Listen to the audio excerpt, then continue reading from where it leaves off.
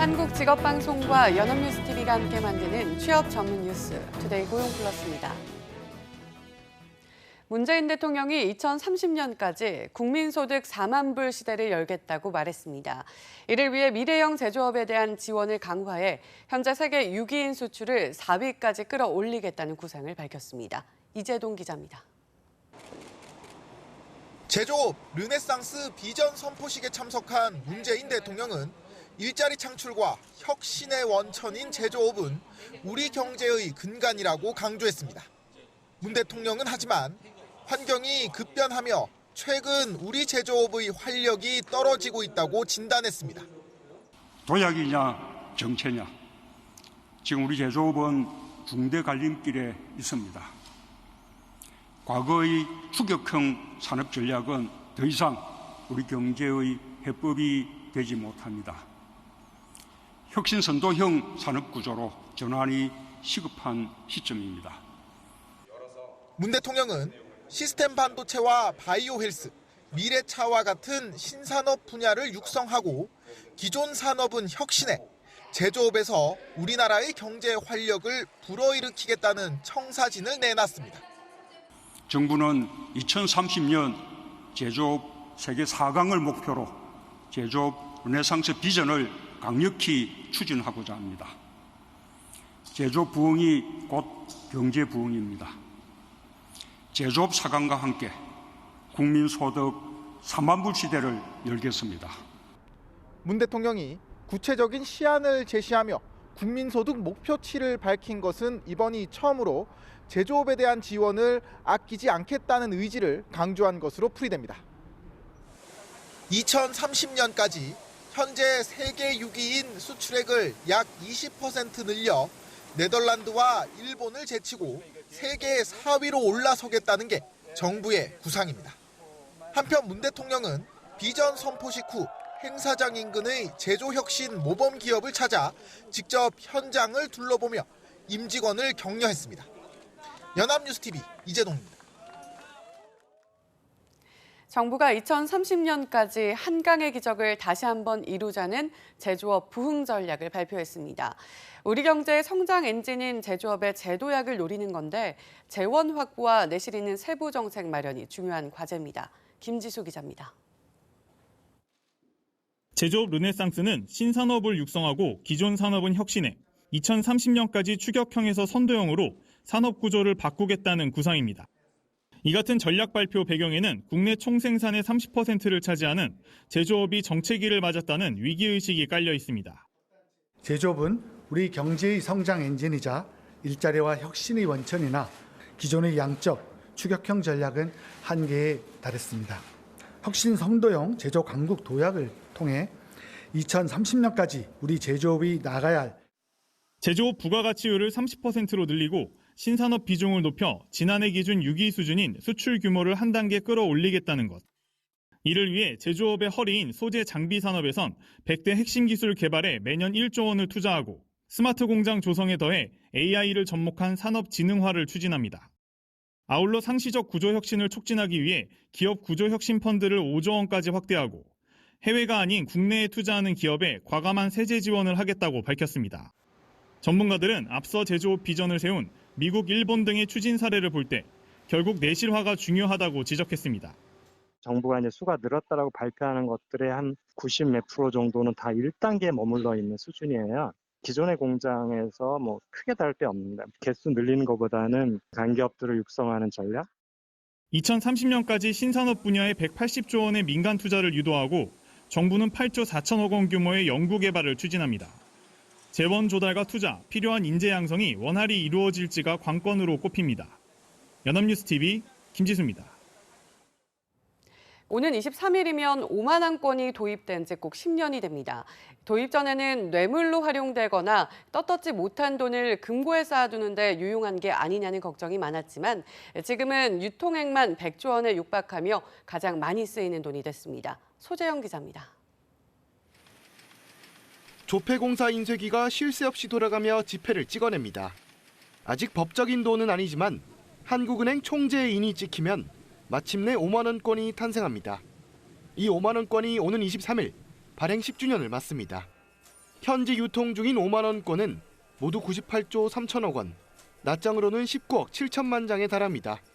제가 들고 있는 이 5만 원권 모두 5억 원어치입니다. 발행이 시작된 지 10년 만에 가장 많이 쓰이는 지폐가 됐습니다. 5만 원권 하니까 제가 또 어른들한테 이제 용돈을 받거나 제가 드릴 때 간편하게 좀 드릴 수 있고 그리고 축의금 할 때도 그냥 간편하게. 지하 경제에 악용될 것이라는 우려는 생각보다 크지 않았습니다. 국내 총생산 대비 지하 경제 규모가 도입 당시보다 오히려 줄어든 겁니다. 물론 부작용이 없진 않았습니다. 5만 원권이 한은으로 돌아온 비율은 100%에 가까운 다른 지폐들과는 달리 60%대. 자산가들이 금융과 세무당국의 추적을 피하려 쌓아놓은 돈도 꽤 있는 겁니다. 세무조사나 고액 체납 추징 때마다 등장하는 5만 원권 박스가 이를 보여줍니다. 하지만 일각에선 액면가가 더 높은 고액권이 필요하다고 지적합니다. 5만 원권의 액면 가치가 경제협력개발기구 회원국 최고액 가운데 네 번째로 낮고 평균의 31%에 불과하기 때문입니다. 도입 10년을 맞은 5만 원권. 부작용이 없진 않지만 이제 우리 생활에 없어서는 안 될 존재가 됐습니다. 연합뉴스TV 소재형입니다. 청소년들에게 술, 담배 팔다 걸린 편의점 점주들은 처벌과 영업정지 처분을 받습니다. 문제는 외관상 구분하기 힘든 청소년이 내민 가짜 신분증에 속아도 처벌받는다는 건데요.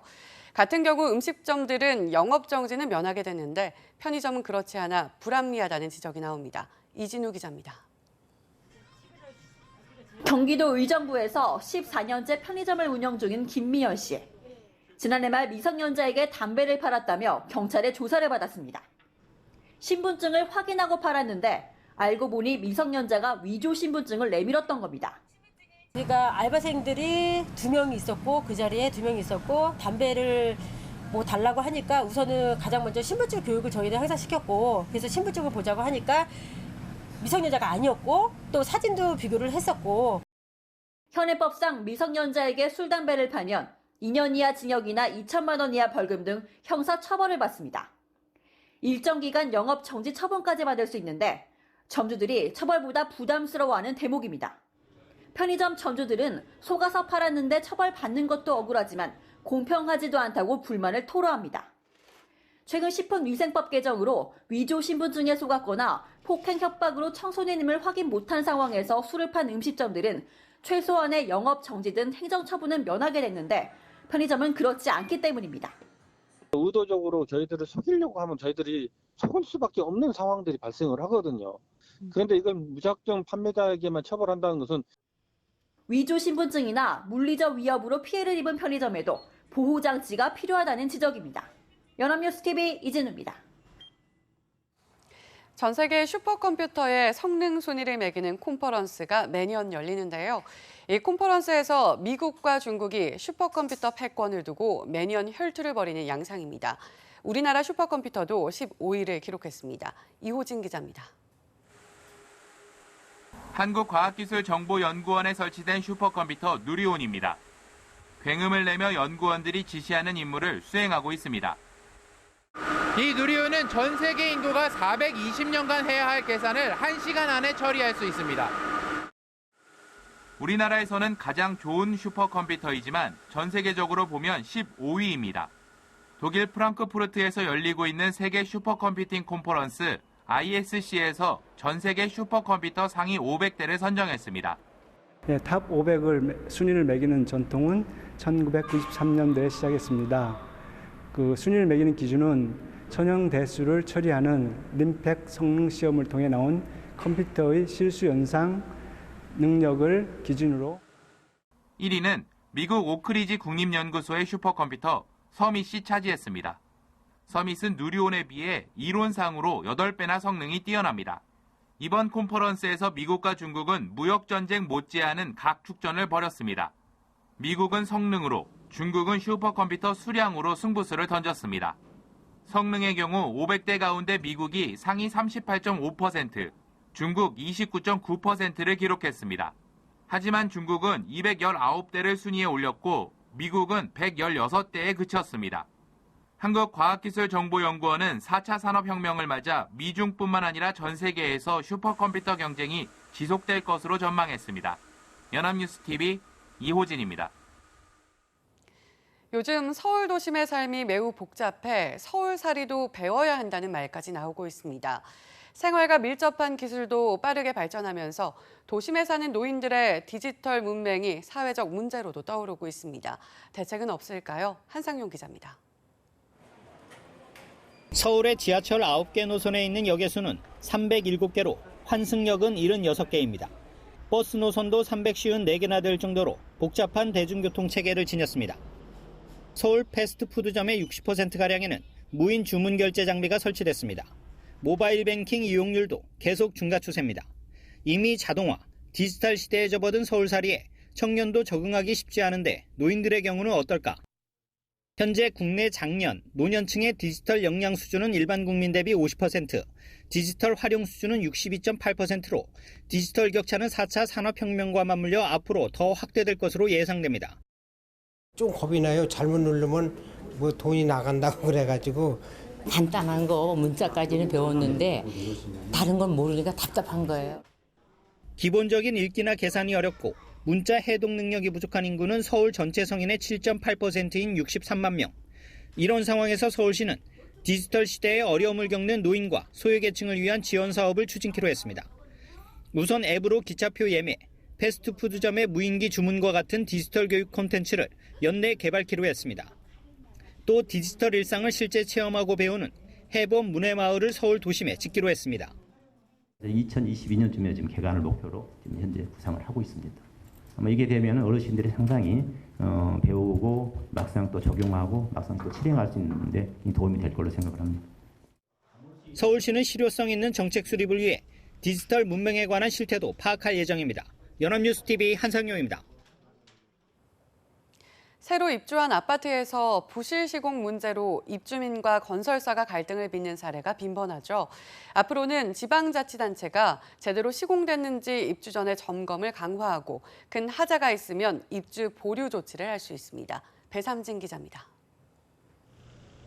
2017년 경기도 동탄의 한 아파트는 하자 보수 신청이 8만 건이나 접수됐습니다.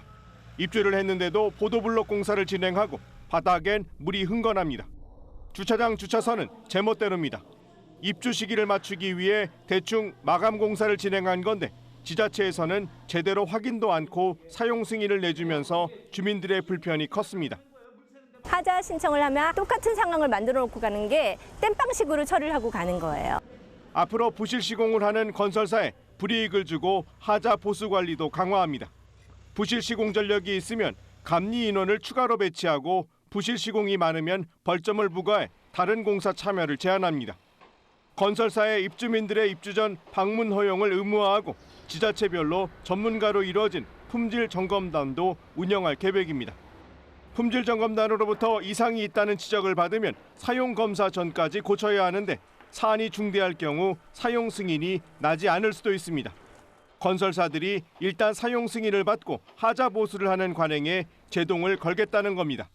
주택 품질에 대한 국민의 눈높이들이 많이 높아졌습니다. 그런데 이에 반해서 시공 품질은 이를 따라가지 못하고 있는 상황입니다. 따라서 특히 마감 공정에 대한 품질 관리를 강화시켜 입주자들의 어떤 불편을 없애드리기 위해서 정부는 연내 관련 법령을 고쳐 이르면 내년 상반기 중 이번 대책을 시행할 방침입니다. 연합뉴스TV 배삼진입니다.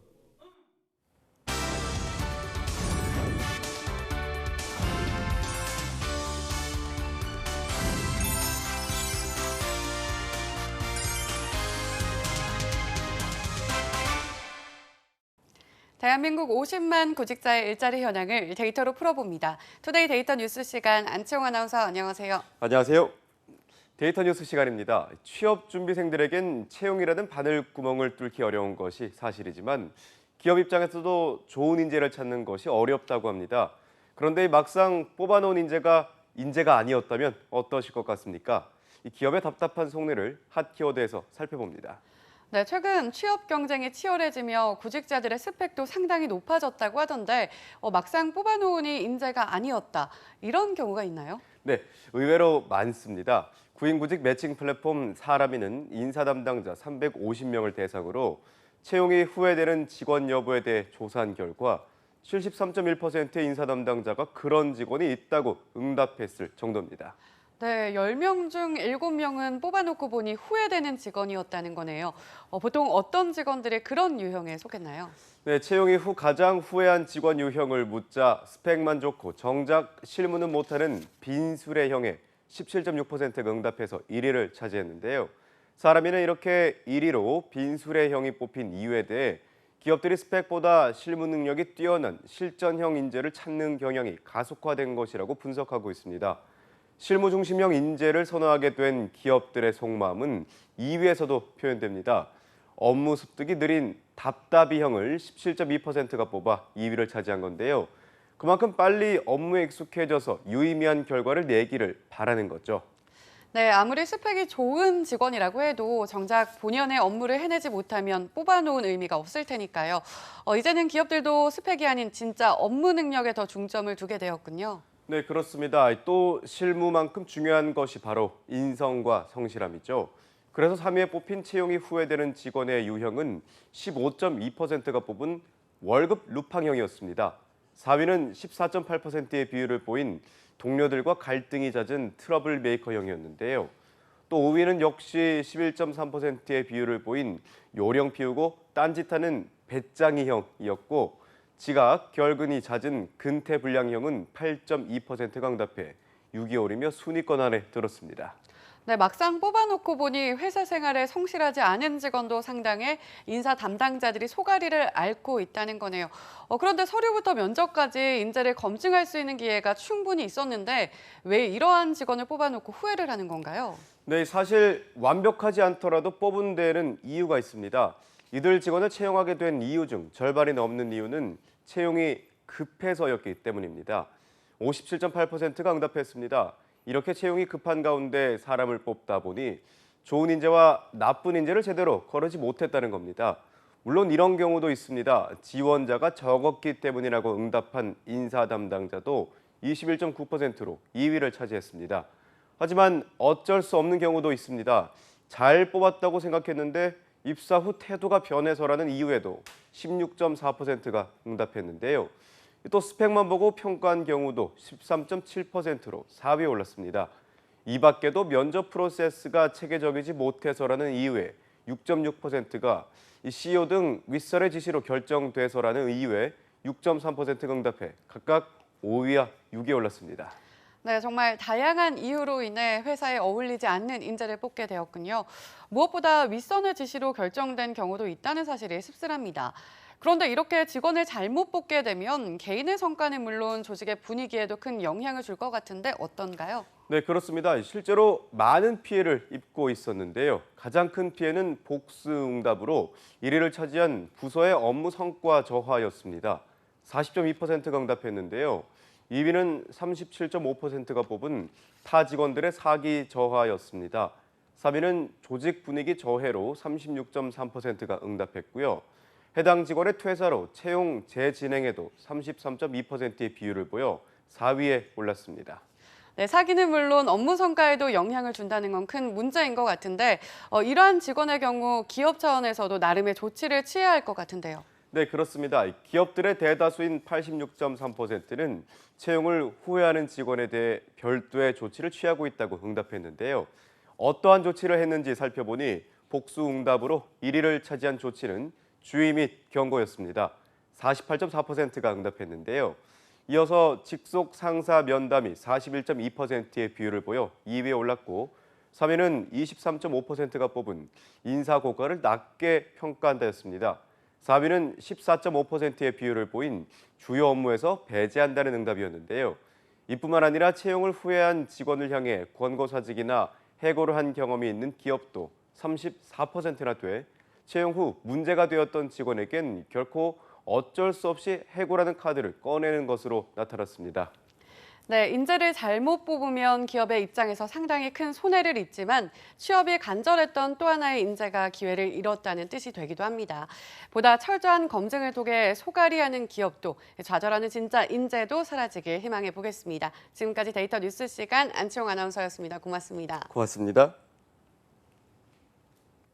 지금까지 투데이 고용 플러스였습니다. 오늘 저희가 준비한 내용은 여기까지입니다. 함께해 주신 여러분 고맙습니다.